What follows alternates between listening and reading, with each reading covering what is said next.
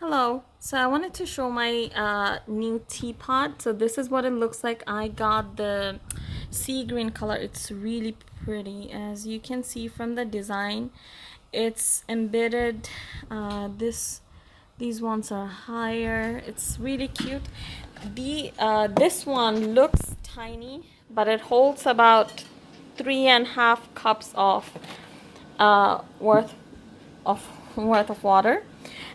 It has a brass color handle, and this is solid iron, and it has a metal strainer. Sometime I use this, sometime I don't. If I'm making like tea for 2 or 3 person, then I use it. If not, I just throw in the water, throw in the tea bag, and that's it. And this is what the inside looks like. Everything is metal. I'm sorry, not metal, iron. And put on the top like this, and it looks like so.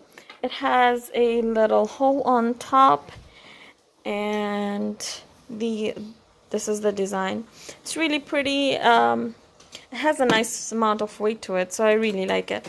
No issues. Highly recommended. Really cute.